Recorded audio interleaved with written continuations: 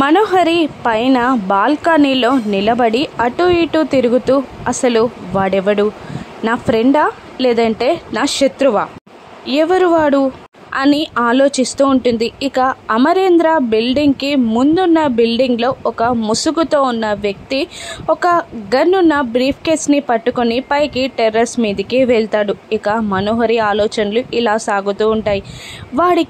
వాడి చేతులతో నన్ను చంపే అంత కసేంటి అని ఆలోచిస్తూ ఉంటుంది. కింద రాథోడ్ బాగి ఇద్దరు ఏదో టెన్షన్ పడుతూ అటు ఇటు తిరుగుతూ ఉంటారు. ఇక పైకెక్కిన ముసుగు వ్యక్తి బ్రీఫ్ కేస్లో నుండి గన్ బయటికి తీసి ఎదురు బిల్డింగ్లో ఉన్న మనోహరికి గన్ ఏం చేస్తాడు.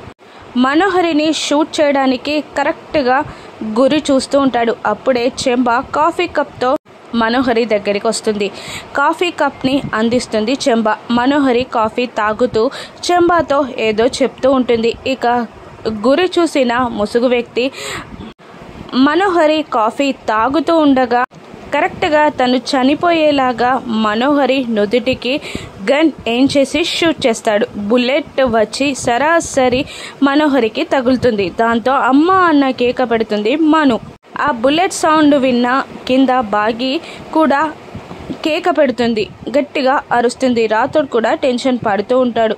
ఆ కేకలన్నీ విన్న అమర్ కంగారుగా పరిగెత్తుకుంటూ వస్తూ ఉంటాడు. మను బ్రతుకుతుందా? మనుని షూట్ చేసిందెవరు?